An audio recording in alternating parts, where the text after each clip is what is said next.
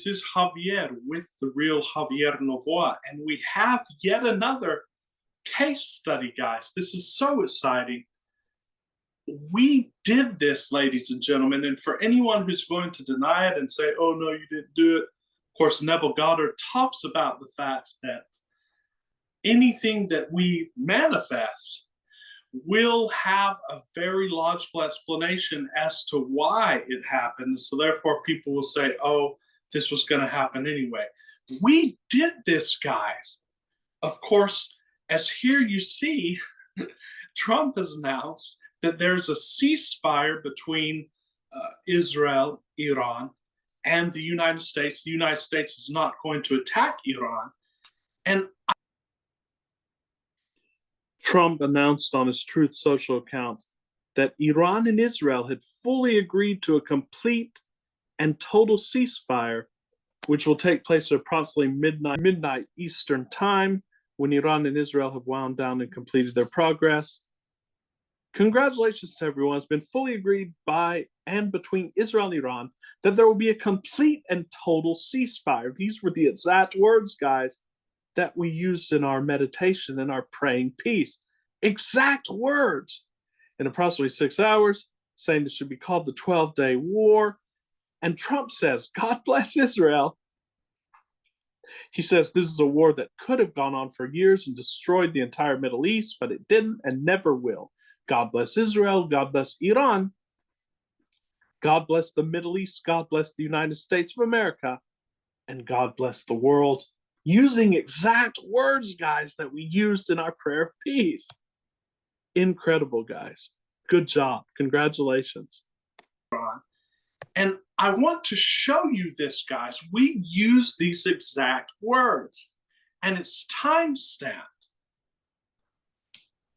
Create a scene within some kind of imaginal scene or some kind of act that suggests 9 days ago, guys, that there's complete world peace, guys. There's been a ceasefire. It's been a ceasefire. The news has announced that there's complete peace between nations. There's complete peace, guys.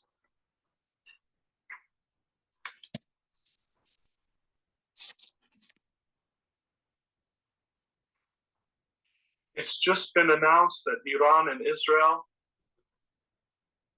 have declared that they will get back to negotiations.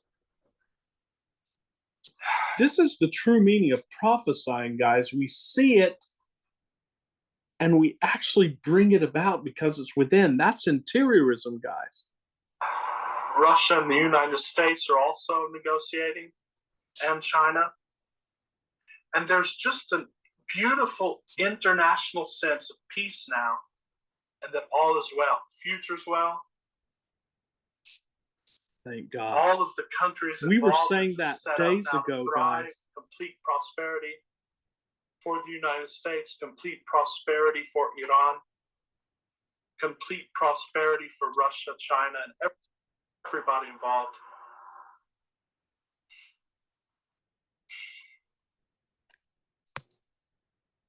So be it, so it is. And guys, it's incredible. I just want to congratulate us all. We did this, guys. And if you look in my video where I referenced the Peace Project, they did this during the war between Israel and Lebanon. So, of course, there still remains a lot more loose ends to tie up. Things could still go wrong on this earthly plane. Of course, we know they can't go wrong. We're going to keep praying peace. We're going to keep meditating peace, ladies and gentlemen, but we did this. And for those of you who might be new to this, I want to show you what we did. And there's a beautiful story that Greg Braden tells when he was during the drought in New Mexico, when he was with his friend. I want you to see this.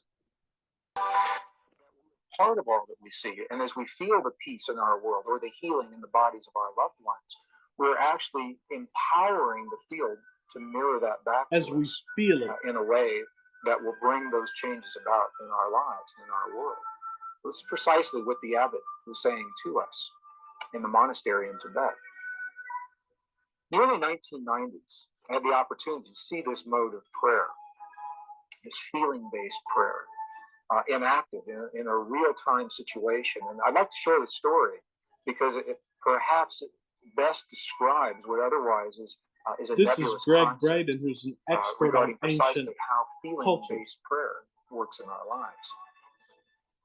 During the 1990s, early 1990s, the desert Southwest was experiencing one of the worst droughts in history. And a Native American friend of mine invited me to join him one day in a place in the high deserts of northern New Mexico to share in a prayer of rain. He didn't have to ask me twice. I said, "You bet, I'd love to participate and see what this prayer is all about." So we met at an agreed upon location, and we hiked through several 100,000 acres of beautiful high mountain desert sage until we came to a place that was so old. Even the people today don't know who built this place. It was essentially a stone circle, and each stone was placed just as it was by the hands of the ancestors so long ago. It was in this place that my friend began his prayer. What he did was he removed his shoes, stepped into the circle in his bare feet. He honored all of his ancestors. He simply said, "All of my ancestors, all of my ancestors." Honored the four directions. He turned his back to me, held his hand in a prayer position for just a few seconds. Then he turned around and looked at me, and he said, "I'm hungry. Let's go get a bite to eat." And I said, "I thought you were going to share this prayer. I thought you were going to pray for rain." And he looked at me, and he said, "No." He said, "Because if we prayed for rain, rain could never happen. Because the moment you pray for something to occur, you just acknowledge that it does not exist in that moment." And I thought about what he said. It made a lot of sense to me. So I asked my friend, I said, "If you didn't pray for rain just then, what did you just do? What happened when you closed your eyes?" And he turned her back to me just for those few moments. And what he said was this. He said, "When I closed my eyes, I began to feel the feeling, what it feels like to have rain in our Pueblo village." He said, "I smelled the smells of what it smells like when the rain falls off the earthen walls of our buildings. And I felt the feeling of what it feels like with my naked feet in the mud. There's so much mud because there's been so much rain." And he said, "In that way, I opened the door to the possibility to bring rain into our world." Well, I think about this mode of prayer a lot. Later that afternoon, something amazing happened. I was watching the weather maps, and the drought that had happened for so long suddenly changed. We saw the high pressure system move across Utah and then dip down from Colorado into northern New Mexico and make a little U-turn and come right back up. And we had rain that night. We had rain all the next day. It rained and rained. And It flooded, guys. and I asked him, I said, "There's so much rain, the valleys are flooding, the roads are flooding. What in the world is going on?" And he was quiet just for a moment. He said, "That's the part of the prayer." He said, And look, everybody's surprised. Many people I respect predicted that this almost had no option but to fly off the rails and go into a full-blown thermonuclear war. Look at Alex Jones. And so now we can tell Israel, stop it. Well, the Iranians were reached out to, turns out, by Trump. He mentioned this and said, "Oh, we're talking behind the scenes." He wanted to meet with them on Thursday when he gave it 2 weeks. And they told us, go to hell, which is what I see in all the signs. They've never hoisted the red flag before. They've never done that before.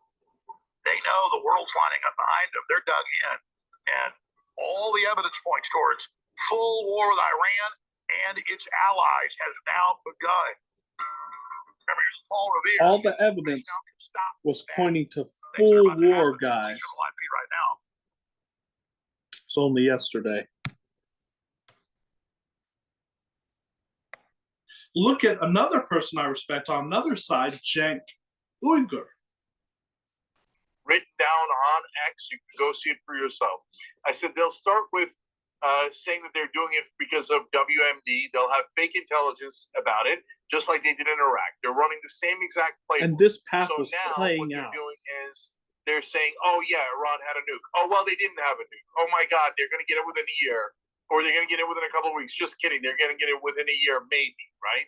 So, but then they come in and they say, okay, we destroyed their nuclear facilities. Trump says we obliterated them and they're totally gone. Now, there's huge disagreement as to whether that happened. Some U.S. experts are saying Isfahan is barely touched. They hit the top layers of it, but they didn't touch the lower layers. There's some disagreements. Some in Iran saying that Fodor is fine, and we're saying it's gone. Okay, so, but there's a problem for in continuing the war for the Americans and the Israelis, because if Trump is right and we obliterated all their nuclear facilities, and remember, they're not for nuclear weapons. They were for nuclear energy. Could they enrich uranium enough to turn it into a weapon? Yes, but it would take years. So they were enriching already as leverage for the negotiations, etc. But they were still a long time away from getting to the point where they were at where they could turn it into a weapon. Actually, building the weapon would also take years. Then they'd have to take the enriched uranium and put it into the weapon and then deliver it. So they weren't anywhere near close to that. But okay, the U.S. says we wiped them out. So great, let's come home, right? The war's over. Now, of course, Iran's going to retaliate. We'll talk about that in a minute. But that's a problem because Israel doesn't want us to go home. Israel wants us to keep fighting. Why? Because this was never about their nuclear program.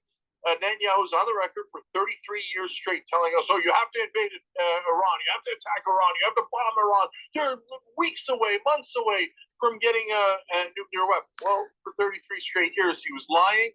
They weren't anywhere near getting a nuke.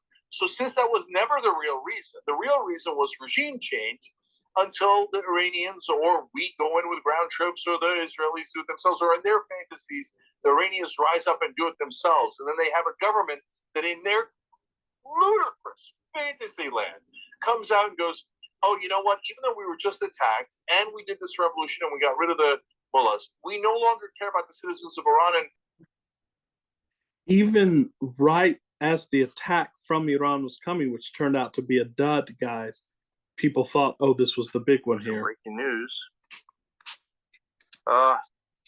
What now? This is just sad on every level. The explosions have been heard over Doha, Qatar, after Iran launched a missile attack on the U.S. base there. Western officials told Axios that Iran had fired 6 missiles toward at least one U.S. base in that Gulf country. That base exists to protect Israel, by the way. I know Barry Weiss is constantly attacking Qatar. Qatar has done more to defend Israel. But anyway, hosting this base, which they don't need at all.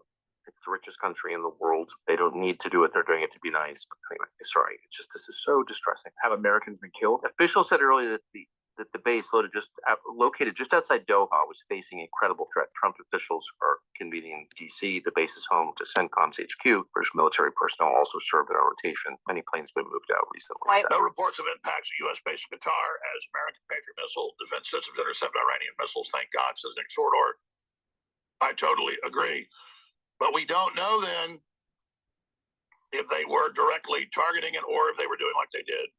This was before the ceasefire, but it's starting to see that when they it's just coming did about. it as a way to save It could face. come about. When Trump killed Soleimani back in 2020 in January, when that happened, the Iranians called him and said, look, we got to save face. We're going to shoot a bunch of missiles at this Iraq base. We're going to shoot the desert a few miles away, and they did. And Trump later talked about it. I'm hoping this is a face-saving way to wind this down. So this just broke, So they were and I shocked, want to mention it because it's guys, relevant by to the this way. conversation. But again, I go back to the same issue of, can I trust Trump considering what just happened? Well, he claims, and he just announced that there is a complete ceasefire between the United States and Iran. They're shocked. Interesting. Right. So let me just read you verbatim what he posted. Here's the complete post. So congratulations to everyone. It has been fully agreed by and between Israel and Iran that there will be a complete and total ceasefire in approximately 6 hours from now, when Israel and Iran have wound down and completed their in-progress final missions, I should say. And of course, these people fully expected it to go the other way, and logically it was, but you and I intervened. As we talk about Greg Braden praying rain, we prayed peace. We intervened and that happened. You see, this is the way that you can change any aspect, not only of your personal life, but of the world. Neville Goddard did say that everything is you pushed out. There are a lot of people who want to temper this down and say, oh no, but people have free will and you can't do this. Nonsense, guys. You can do anything because prayer is the most powerful weapon in the world. Meditation is the most powerful weapon in the world. And you knowing your power and embodying that by being it is the most powerful weapon in the world. We now have a major case study. I want you to go back and watch the full video of where we prayed peace. And then just yesterday, where we meditated and became peaceful, where we engaged in quantum resting. Guys, you brought this about, and I want to continue this. So right now, I just want to pause, and I want to just very quickly continue praying peace. So I want us to get very present. We're going to do this as a community, as a channel.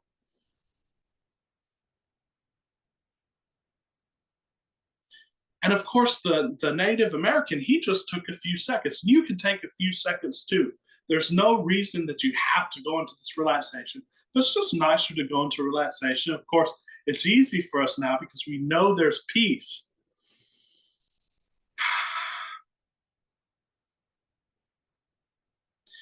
And let's just take a moment, not only to envision a ceasefire, guys, but I want you to do whatever you can to get into that state and feeling of, not only is there complete peace and fellowship between Iran and the state of Israel and America, but that there's trade. There's a full agreement where there are no more sanctions on Iran, and that the United States and Iran are able to engage in fellowship and trade and travel. And that there's also a cessation of hostilities in the Ukraine, guys.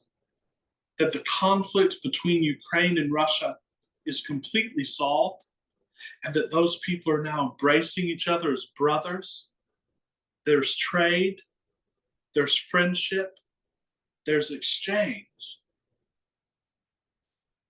And that all of the countries of the world are now able to live in peace and prosperity. Ron Paul often talked about peace and prosperity. But what all of these pundits and politicians missed is that the peace and prosperity must happen within, and then it will show itself on the outer. That's interiorism. So right now we're praying complete peace, complete prosperity. And I just want you to feel that for a few seconds. Peace and prosperity. Peace and prosperity. You know, the Bible talks about building swords into plowshares. And we will harness all of this energy that we were using for war now for peace, production, and prosperity for all. So much prosperity that you don't need a job anymore, guys. Nobody will need a job to manifest this prosperity. This prosperity will just simply be like the air we breathe. Peace, brotherhood, and prosperity. So be it. So it is. And guys, I don't care what the news says tomorrow. Oh, setback. We've already seen it. We've embodied it. And it is.